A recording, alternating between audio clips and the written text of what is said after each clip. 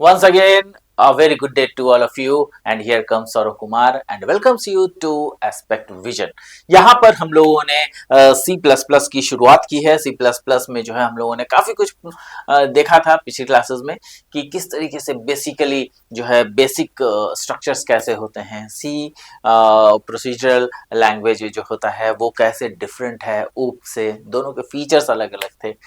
इसमें जो है हम लोग और ज़्यादा तरीके से देखेंगे कि ऑब्जेक्ट ओरिएंटेड प्रोग्रामिंग जो हम लोग बात करते हैं वो किस तरीके से यूटिलाइज होता है, उसमें जो है कैसे हम लोग ऑब्जेक्ट ओरिएंटेड प्रोग्रामिंग जो है वो उसमें कई कई नए सारे फीचर्स हैं। तो वो जो फीचर्स हैं वो क्या फीचर्स जो है ऐड किए गए हैं। पिछली बार हमने देखा था कैरेक्टरिस्टिक्स, अब यहाँ पर हम लोग देखेंगे फीचर्स, है ना। तो ये फीचर्स जो है कितने सारे फीचर्स हैं और कितने अलग हैं आपके सी से। तो प्रोसीजरल ओरिएंटेड प्रोग्रामिंग लैंग्वेज और जो ऑब्जेक्ट ओरिएंटेड प्रोग्रामिंग लैंग्वेज है उसमें आपको एकदम बिल्कुल डिफरेंशिएट नजर आएगा, डिफरेंट चीजें नजर आएंगी। Let's start with the class and hope you will like the class. देखिए यहाँ पर ऑब्जेक्ट ओरिएंटेड प्रोग्रामिंग जो यूजिंग सी प्लस प्लस हम लोग कर रहे हैं उसमें ऑब्जेक्ट ओरिएंटेड टेक्नोलॉजी के बारे में आज हमारा जो टॉपिक है वो टेक्नोलॉजी रिलेटेड टॉपिक है ना। टेक्नोलॉजी एंड उसके एडवांटेजेस क्या क्या है, उसके कैरेक्टरिस्टिक्स क्या क्या है, वो सारी चीजें हम लोग इस बार देखने वाले हैं। तो ये हमारा object oriented technology and advantages उसके जो टॉपिक हैं वो हम लोग आज कवर अप करने वाले हैं। पिछले क्लासेस में हम लोगों ने basics of C plus plus देखा था, सी प्लस प्लस का इंट्रोडक्शन किया था। अब जो है हम लोग नेक्स्ट में इसको देखेंगे कि क्या आगे इसके फीचर्स वगैरह क्या हो सकते हैं। ये देखिए basic concept of object oriented programming है। कई सारे इसमें कॉन्सेप्ट्स यूटिलाइज होते हैं तब जाकर के जो है हमारा ये ऑब्जेक्ट ओरिएंटेड प्रोग्रामिंग लैंग्वेज जो है वो काम कर पाता है। तो ऑब्जेक्ट ओरिएंटेड प्रोग्रामिंग लैंग्वेज को यूज करने के लिए हमारे पास सबसे पहले होने चाहिए ऑब्जेक्ट्स, है ना। क्या होने चाहिए? ऑब्जेक्ट्स होने चाहिए, है ना। ठीक है, ऑब्जेक्ट्स होने चाहिए। ये ऑब्जेक्ट्स काफी इंपॉर्टेंट चीजें हैं। ऑब्जेक्ट्स क्या होती है वो सारी चीजें मैं बताऊंगा। उसमें क्लासेस होने चाहिए, डेटा एब्स्ट्रैक्शन मतलब डेटा हाइडिंग टेक्निक होनी चाहिए, एनकैप्सुलेशन मतलब दो अलग अलग डिफरेंट जितने भी क्लासेस वगैरह बनते हैं उन सबको एक साथ कैसे यूटिलाइज करें, कैसे हम लोग जो है सारी चीजों को टाई अप कर सकें, बांध सके, वो सारी चीजें हैं। इनहेरिटेंस है ना। इनहेरिटेंस क्या होता है कि जो पहले जो हमने क्लासेस यूज किए हैं उसका जो है सबऑर्डिनेट क्लासेस हम लोग बनाते हैं। तो उसमें जो है फीचर्स कई सारे फीचर्स जो है पेरेंट क्लास के चाइल्ड क्लास में आते हैं। तो वो सारी चीजें जो है इनहेरिटेंस में हम लोग पढ़ेंगे। पॉलीमॉर्फिज्म जो है वो क्या है? एक ही टाइप का चीज कई सारा जगह पे रिपीट होते हैं, तो उन चीज को कैसे हैंडल करेंगे, पॉलीमॉर्फिज्म है। डायनेमिक बाइंडिंग है जो इसमें कि जो है कई सारे जो ऑब्जेक्ट्स होते हैं उसको किस तरीके से बाइंड किया जाएगा, उसको किस तरीके से यूटिलाइज करते समय जो है एक लेवल पे रखा जाएगा, वो सारी चीजें इसमें है। मैसेज पासिंग है।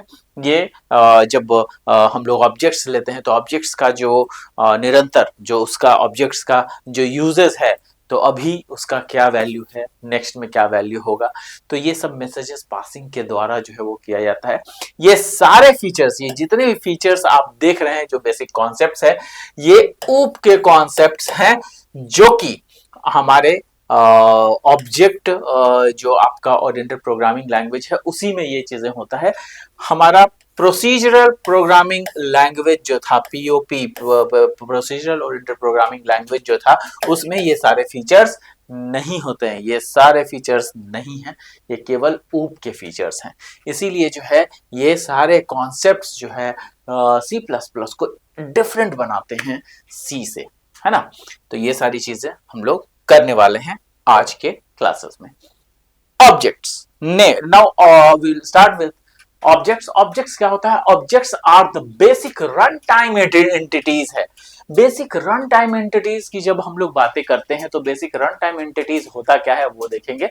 Basic run time entities in an object oriented system जो है क्या होता है, they may represent a person, a place, bank account. अगर मान लिया हमने लिया ए, ये एक ऑब्जेक्ट है, हमने लिया बी, सी, बैंक अकाउंट मतलब रोहन, सोहन, कुछ भी लिया तो ये सब ऑब्जेक्ट्स हैं। मतलब जितने भी वेरिएबल्स हम लोग लेते हैं ये सारे क्या हैं, वेरिएबल्स हैं। और ये जो वेरिएबल्स हम लोग लेते हैं ये सारे के सारे ऑब्जेक्ट्स हैं। और इन ऑब्जेक्ट्स के तहत ही पूरी की पूरी प्रोग्राम घूमती रहती है। तो उसी को हम लोग जो है ऑब्जेक्ट्स बोलते हैं। It can be a person, a place, a bank account, a table of data और any item that the program must handle. The fundamental idea, अब कहिएगा आप कि सी में भी तो ये चीजें होती थी। ऑब्वियसली सी में भी आपके ऑब्जेक्ट्स होते हैं, लेकिन ये ऑब्जेक्ट्स की जो यूटिलाइजेशन है डिफरेंट जगह पर वो सी प्लस प्लस में डिफरेंट है। The fundamental idea behind object oriented approach is to combine both data and functions into a single unit। अब यहाँ पर जो है कई सारे ऑब्जेक्ट्स ओरिएंटेड अप्रोच के तहत जो है हम लोग कई सारे ऑब्जेक्ट्स को एक सिंगल यूनिट में बदल देते हैं। ठीक है, सिंगल यूनिट जो कि आपका ऑब्जेक्ट्स कहलाता है। बहुत सारे डेटा और फंक्शंस है उसको हम लोग एक सिंगल यूनिट में बदल देते हैं, तो उसको जो है हम लोग कंबाइन कर सकते हैं सिंगल यूनिट में, उसको जो है हम लोग ऑब्जेक्ट कहते हैं। The term object means combination of data, ध्यान दीजिएगा, कॉम्बिनेशन ऑफ क्या है, combination of data and program that represents some real world entity. जो रियल वर्ल्ड एंटिटी है उसमें जो है हम लोग कई सारे ऐसे चीजों को हम लोग ध्यान में देते हैं। Considering an example named Amit. Amit is 25 years old। Amit का एज कितना है, 25 years old है। His salary is 2500। तो अमित नाम का एक लड़का है जिसका 25 साल उम्र है और उसकी सैलरी 2500 रुपए है। The Amit may be represented in a computer program as an object। तो अमित को जो है हम लोग एक कंप्यूटर प्रोग्रामिंग में एक ऑब्जेक्ट ट्रीट कर सकते हैं। क्यों? क्योंकि इसके पास तीन तीन फीचर्स हो गए, अमित, उसका अपना नाम, उसका अपना एज और उसकी अपनी सैलरी। ठीक है, और इन तीनों चीजों को हम कंबाइन कर सकते हैं। The data part of the object would be name Amit, age 25, salary 2500। तो इसको हम लोग ऑब्जेक्ट ट्रीट कर सकते हैं। The program part of the object may be collection of programs. The program part of the object may be collection of programs. Retrieve of data, change age. अब यहाँ पे देखिए डेटा को हम लोग रिट्रीव कर सकते हैं, मतलब कई बार उसको हम लोग रीड कर सकते हैं, एज को चेंज कर सकते हैं, सैलरी को चेंज कर सकते हैं। तो ऐसे कई सारे काम जो है हो सकते हैं। In general even any user defined type such as employ may be used. तो यहाँ पर कई सारे जो है यूजर डिफाइंड अप्रोचेस हैं, उसमें हम लोग जो है एज एन एम्प्लॉय यूज कर सकते हैं। May be used in the Amit object the name, age and salary are called attributes. मतलब क्या हो गया कि देखिए अमित एक ऑब्जेक्ट क्रिएट हुआ जिसके की एट्रीब्यूट्स हो गए नेम, एज एंड सैलरी। ये तीनों इसके एट्रीब्यूट्स हो गए। तो इसको क्या बोलते हैं, इन तीनों को हम लोग बोलेंगे एट्रीब्यूट्स, मतलब उसके कैरेक्टरिस्टिक्स। और अमित क्या हो गया, ये हो गया ऑब्जेक्ट। ठीक है, तो ऐसे कई सारी चीजें हैं जिसको कि हम लोग ध्यान में देंगे। यहां पे देखिए ऑब्जेक्ट स्टूडेंट है, उसका डेटा क्या क्या है, नेम उसका डेटा है, डेट ऑफ बर्थ उसका डेटा है, मार्क्स उसका डेटा है, सैलरी उसका डेटा है। तो ये सब सारी चीजें इसमें हो सकती हैं। तो ये जो है स्टूडेंट ऑब्जेक्ट, उसमें जो है नेम, डेट ऑफ बर्थ और मार्क्स जो है उसका डेटा हो सकता है। ये एक दूसरा एग्जांपल है, अमित वाला एग्जांपल तो इधर मैंने दे दिया, इधर एक स्टूडेंट का एग्जांपल है। तो इसमें स्टूडेंट के अंदर इतने सारे, और स्टूडेंट एक ऑब्जेक्ट्स है और उसके अंदर इतने सारे एट्रीब्यूट्स हैं, उसके कैरेक्टरिस्टिक्स हैं। उसमें अगर फंक्शनैलिटी की यूज करेंगे तो टोटल, एवरेज, डिस्प्ले, तो ये सब फंक्शनैलिटी जो है उसमें लगाए जा सकते हैं। स्टूडेंट का टोटल, एवरेज और उसका डिस्प्ले हम लोग करेंगे, तो ये प्रोग्रामिंग के थ्रू हम लोग कर सकते हैं। ठीक है, नेक्स्ट क्लास है।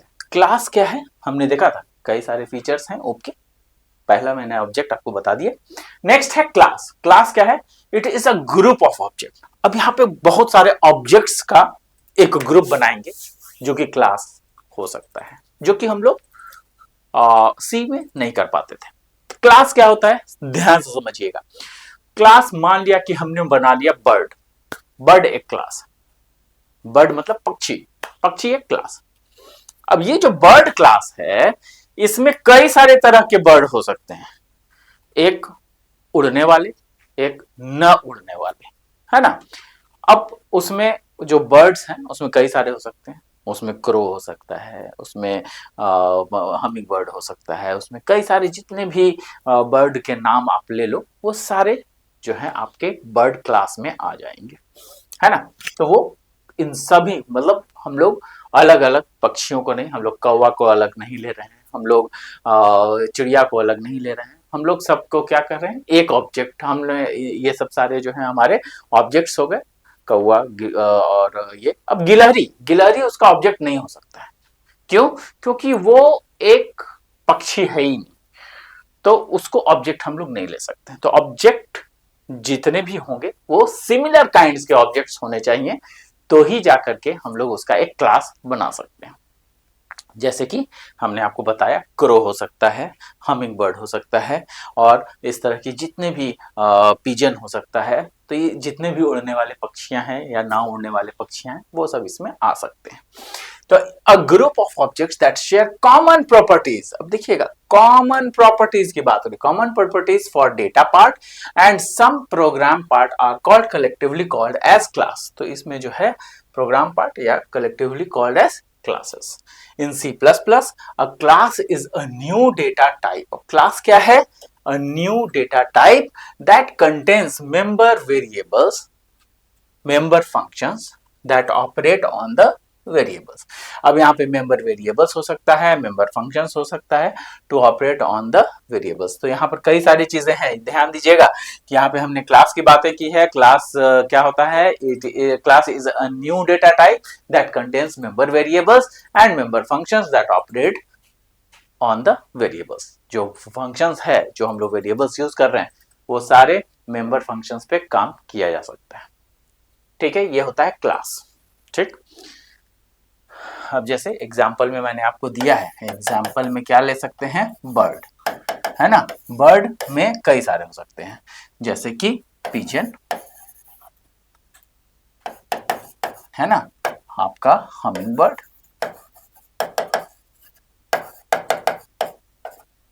क्रो, ये सब क्या है, ये सब ऑब्जेक्ट्स हैं और उसका एक क्लास है बर्ड। ठीक है। डेटा अब्स्ट्रैक्शन, डेटा अब्स्ट्रैक्शन भी एक नया फीचर जो कि C++ या ऊप के लिए है। ये क्या होता है, abstraction refers to the act of representing essential features without including the background details और एक्सप्लेनेशंस। यहाँ पे अब्स्ट्रैक्शन क्या है, ये एक अपने डेटा को रिप्रेजेंट करने का तरीका है जिसमें कि हम लोग चाहें तो बैकग्राउंड में उसके डिटेल्स नहीं भी डाल सकते हैं। Classes use the concept of abstraction. यहाँ पे देखिए ये बड़ा इंपॉर्टेंट पॉइंट है, जब हम लोग क्लासेस लिखते हैं तो वो जो है अब्स्ट्रैक्शंस के रूल को फॉलो करते हैं, अब्स्ट्रैक्शन के कॉन्सेप्ट को फॉलो करते हैं। मतलब ये कि जो क्लासेस हैं they have the concept of abstraction. Abstraction का मतलब होता है hiding data technique, hiding data, है ना, हाइडिंग डेटा। डेटा को अगर हाइड करना हो तो हम लोग एब्स्ट्रैक्शन के जरिए डेटा को हाइड कर सकते हैं। तो डेटा हाइडिंग टेक्निक है abstraction and are defined as size, width, cost and functions to operate on the attributes. जितने भी आपके कैरेक्टरिस्टिक्स हैं उस पर जो है साइज, विड्थ और कॉस्ट के माध्यम से जो है हम लोग उस पर लगा सकते हैं। ये सारे एब्स्ट्रैक्शन के रूल्स उसमें लगा सकते हैं। Next, data encapsulations. Data encapsulation क्या होता है, मतलब जो हमारे पास कई सारे तरह के डेटा हैं, उन सारे डेटा को अगर हम लोग एक उसमें अगर हम लोग बांध दें, मतलब एक जैसे एक बैग है, अब सारे कपड़े अलग अलग बिखेरे हुए हैं, सारे कपड़े को समेटा और एक बैग में डाल दिया, वो चीजें जो है इस तरीके के एनकैप्सुलेशंस कहा जाता है। इसमें कई सारे डिफरेंट जो है हमारे पास क्लासेस होते हैं जिसमें कि सारे डेटा और फंक्शंस को एक साथ लिख करके एक साथ सिंगल यूनिट में बांधते हैं और उसको हम लोग क्लास के अंदर रख देते हैं। जैसे यहाँ पे देखिए, the wrapping up of data and function, देखिए wrapping up of data and functions into a single unit is called class, is known as encapsulation. उसमें जो कि सिंगल यूनिट में कैसे बांधेंगे, क्लास के जरिए बांधेंगे, जिस टेक्निक को हम लोग एनकैप्सुलेशन कहते हैं। तो wrapping up of data and function in a single unit is called class and that class can be considered as encapsulation. That technique is being followed by encapsulation. The data is not accessible to the outside world. यहां पर एक बात ये ध्यान में रखना है कि अगर हमने एनकैप्सुलेशन यूटिलाइज कर दिया तो that data is not accessible to the outside world, मतलब वो डेटा फिर बाहरी लोगों के लिए, बाहर अगर बैग में बंद कर दिया तो हमारा सामान हो गया ना, अब उसको बाहर का जो बंदा है वो नहीं छू सकता है। लेकिन अगर हम सामान बिखेर के रखेंगे तो कोई आएगा तो अच्छा देख सकता है, यार क्या है ये, हो सकता है यूटिलाइज भी कर। लेकिन अगर बैग में बंद रहेगा तो वो शायद नहीं यूटिलाइज करेगा। ये एक कॉमन कॉन्सेप्ट है ना। तो वही चीजें हैं जो कि यहाँ पर लगाई गई हैं। Outside world and do only those function which are wrapped into the class, लेकिन जो फंक्शन उसी क्लास के अंदर होंगे वो इसको एक्सेस कर सकते हैं। ठीक है, तो the data is not accessible to the outside world and only those function, जो वैसे फंक्शन जो उसी के अंदर हैं, मतलब उस बैग के अंदर हैं, which are wrapped into the class can access it. तो उसी के अंदर जो बैग के अंदर फंक्शंस हैं वो सारे फंक्शंस इसको यूटिलाइज कर सकते हैं। These functions provide interface between objects and objects data। तो ऑब्जेक्ट्स एंड डेटा के बीच में जो है ये चीजें यूटिलाइज होगी, ऑब्जेक्ट्स एंड डेटा होगा, है ना, ये एंड इधर आ जाएगा। तो functions provide the interface between, जो ये सारे फंक्शंस जो हैं वो ऑब्जेक्ट्स और डेटा के बीच में जो है वो एक सामंजस्य स्थापित करते हैं, एक रिलेशन स्थापित करते हैं। ठीक है, तो इसको बोलते हैं डेटा एनकैप्सुलेशन, जिसमें कि डेटा को बांध देना। नेक्स्ट है इनहेरिटेंस। इनहेरिटेंस क्या होता है?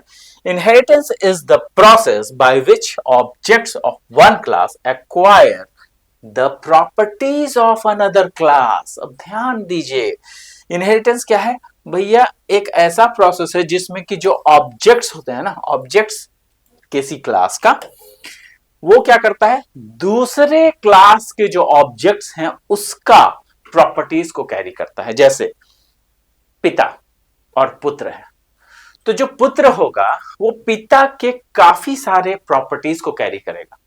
पिता गोरा है, पुत्र भी गोरा होगा। पिता अगर बहुत ज्यादा एग्रेसिव है तो कुछ ना कुछ उसकी एग्रेसिव एक्टिविटीज जो है इसमें भी आएंगी, बच्चे में भी आएंगी। तो ऐसे कई सारे कैरेक्टरिस्टिक्स है जो आप लोग कैरी फॉरवर्ड करते हो, है ना। वो क्या होता है, वो उसको हम लोग इनहेरिटेंस कहते हैं, इनहेरिट करते हैं हम लोग। कई सारी आदतें पिताजी की जो है बच्चे जो है अडॉप्ट कर लेते हैं। तो वो क्या है, वो इनहेरिटेंस का पार्ट है कि इनहेरिट किया उन्होंने, उनकी चीजों को इनहेरिट कर लिया है, बच्चों ने पिता के गुण को इनहेरिट कर लिया है।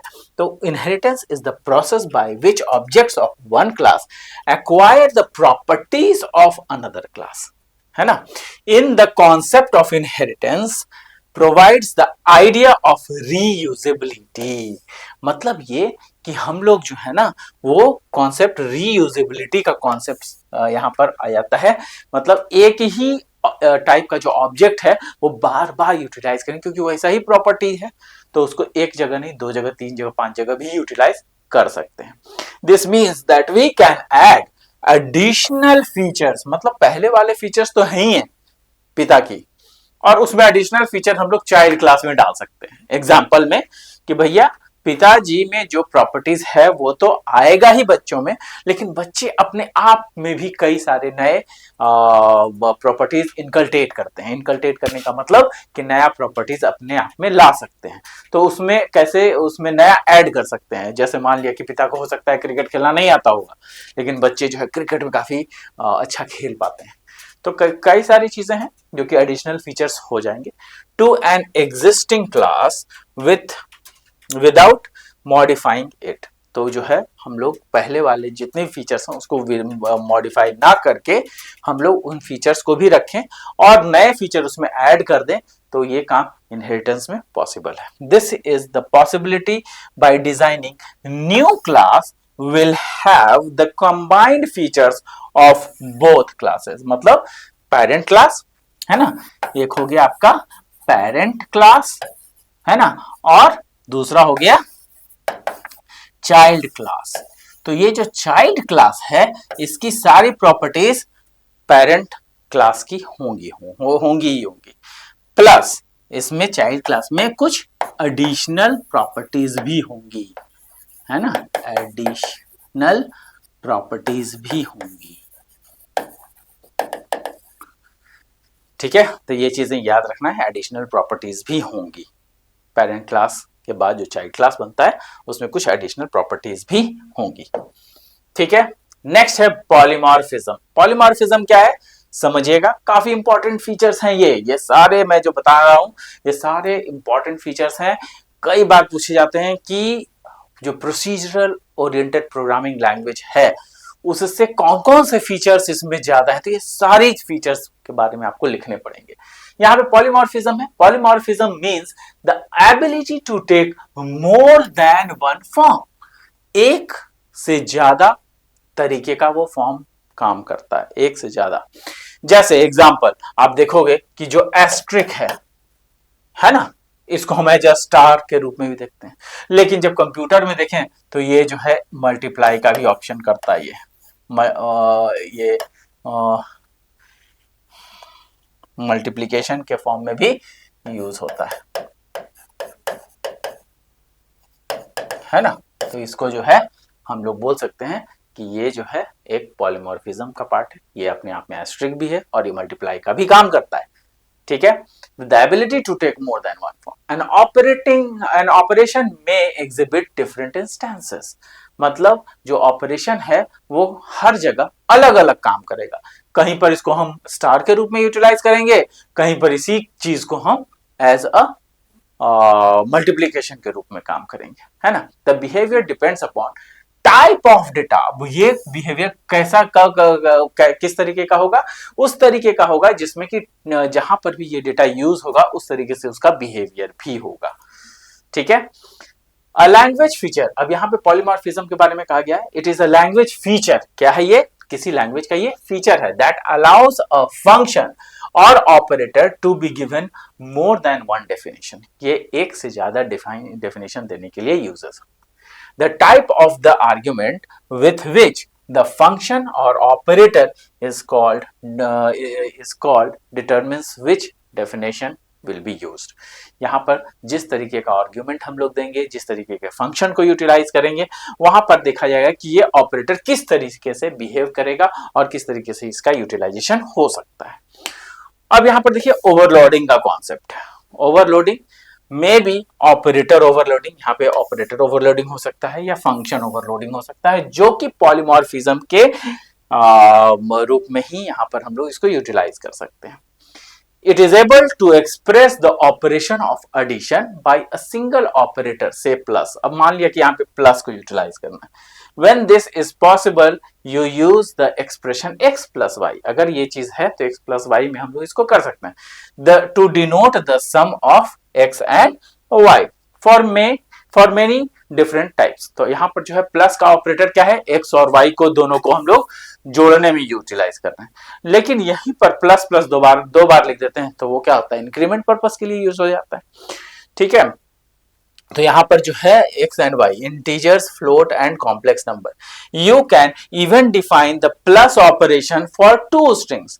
तो यहाँ पे प्लस ऑपरेशन जो है दो स्ट्रिंग के बीच में भी यूटिलाइज कर सकते हैं। मतलब अलग अलग x प्लस वाई को हम लोग एज एन एडिशन इंटीजर्स के रूप में भी कर सकते हैं, है ना, इंटीजर्स के रूप में भी कर सकते हैं, और हम लोग उसको एज अ स्ट्रिंग के रूप में भी यूटिलाइज कर सकते हैं, हम लोग उसको फ्लोट के रूप में भी यूटिलाइज कर सकते हैं। तो यही प्लस है जो कि स्ट्रिंग में भी यूटिलाइज हो रहा है, दो स्ट्रिंग को जोड़ना है, दो इंटीजर को जोड़ना है, या फिर दो इसको फ्लोट को जोड़ना है, तो वो एक ही प्लस जो है कई जगहों पे ये काम कर रहा है। तो इसको क्या कहेंगे, इसको पॉलीमॉर्फिज्म बोलेंगे।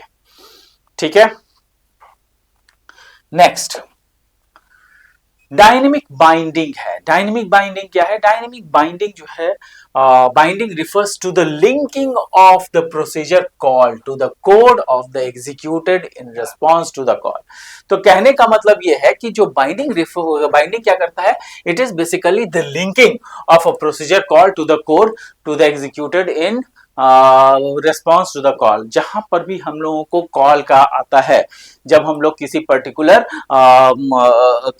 इंस्ट्रक्शंस को कॉल करते हैं, किसी फंक्शन को कॉल करते हैं, तो वहां पर डायनेमिक बाइंडिंग का प्रयोग किया जाता है। Dynamic binding means the code associated with a given procedure call is not known. जो कोड है वो पर्टिकुलर प्रोसीजर के साथ जो है वो किया जाता है, associated with a given procedure call is not known. किस तरीके से उसको कॉल किया जा रहा है ये उसको पता नहीं होता है, लेकिन at the time of call, at run time उसे पता चलता है कि किस लिए उस पर्टिकुलर इंस्ट्रक्शंस को कॉल किया जा रहा है, किस लिए यूज किया जा रहा है। It is associated with polymorphic reference depends upon dynamic type of that reference. मतलब डायनेमिक टाइप ऑफ, अब उसको पता नहीं है कि किस लिए यूटिलाइज किया जा रहा है, लेकिन अलग अलग जगहों पे अलग अलग तरीके से उसको यूटिलाइज हम लोग कर रहे हैं, और इसी को बोलते हैं डायनेमिक बाइंडिंग, जिसमें कि कॉल किस तरीके से करना है वो सारी चीजें इसमें रहती हैं। ठीक है। Next is message passing. N object oriented program consist of set of objects that communicate with each other. एक ऑब्जेक्ट दूसरे ऑब्जेक्ट के साथ कम्युनिकेट करता है। सपोज करो हमने लिखा मेन फंक्शन, है ना, मेन फंक्शन लिखा और इसमें हमने दे दिया इंट a, b, c। ठीक है। a इज इक्वल टू 2, ये मैं c चूंकि आप पढ़ रहे हैं जानते हैं इसलिए उसमें लिख रहा हूं। a is equal to 2, b is equal to 3, c is equal to a plus b, है ना। लेकिन अगर मैं इसको लिखता a प्लस बी है, अब यहां पर जो है हम लोग कई बार देखते हैं, इसको हम लोग प्रिंट करा देते हैं, है ना, printf C is equal to %d, इस तरीके से करा देते हैं सी। अब यहां पर इसको बंद कर दिया हमने। ठीक है। अब यहां पर ये चीजें देखिएगा कि यहां पर a है, a की वैल्यू यहां पर 2 है जो कि चेंज नहीं हुई है। लेकिन अगर इसके बाद हम लिखते हैं यहां पे c is equal to a plus B नहीं देकर के a is equal to a plus B देते हैं, तो a वही a है और यहां पर की वैल्यू उस a का 2 है, यहां पर v वैल्यू b है, और अब दोनों की वैल्यू a में जा चुकी है तो a इज इक्वल टू 5 हो जाएगा। तो a ही है जिसकी वैल्यू यहाँ पे 2 है, a ही है जिसकी वैल्यू यहाँ पे 5 हो चुकी है। अगर यहाँ पे a दे देते हैं, है ना, यहाँ पे c हम लोग लेंगे ही नहीं, इसको हम लोग a ही ट्रीट कर रहे हैं। तो अब क्या हो जाएगा कि a की वैल्यू दो जगह अलग अलग जगह पे अलग अलग वैल्यू चेंज हो रहा है। तो इसका मतलब ये है कि जो आपका कम्युनिकेशन है यहाँ पर a है, वही a है जिसका की वैल्यू 2 था, अब उसकी a की वैल्यू 5 है। तो ये दोनों जगह पे अलग अलग कम्युनिकेशन हो रहा है। मतलब आपस में a जो है एक दूसरे से कम्युनिकेट कर पा रहे हैं कि भैया हमारा जो यूजेस है वो अलग अलग जगहों पर अलग अलग वैल्यूज हम दे पा रहे हैं। तो इसको हम लोग मैसेज पासिंग बोलते हैं। ठीक है। An object entered program consists of a set of objects that communicate with each other.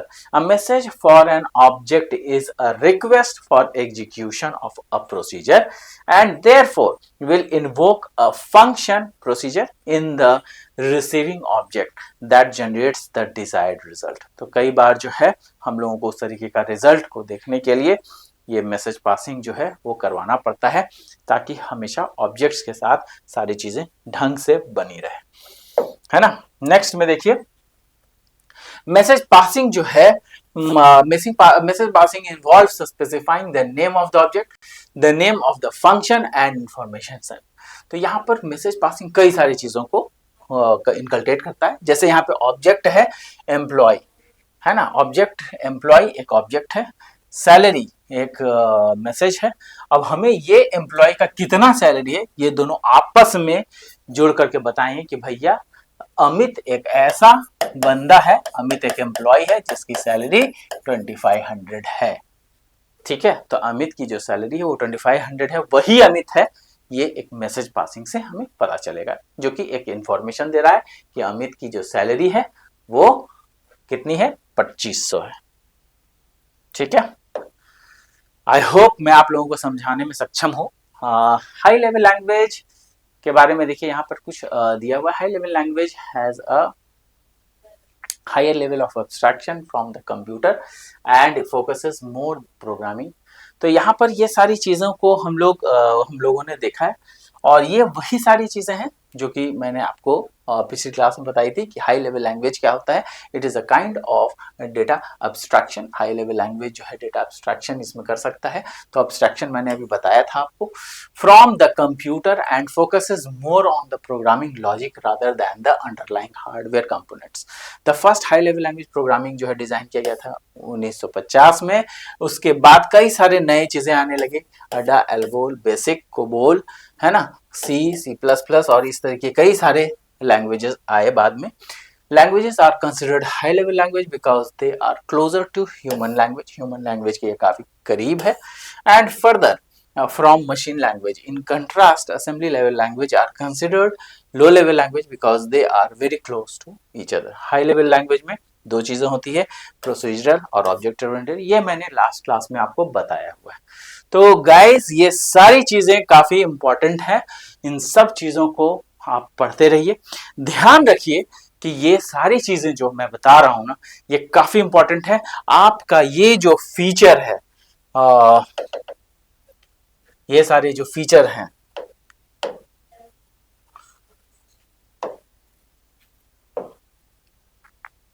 ये जो सारे फीचर्स हैं जिसमें कि objects, classes, data abstraction, inheritance, ये सारे फीचर्स मैंने कवर अप कर दिए हैं। तो ये केवल ऊप में ही हो सकते हैं, पीओपी मतलब प्रोसीजर प्रोग्रामिंग लैंग्वेज में नहीं होते हैं।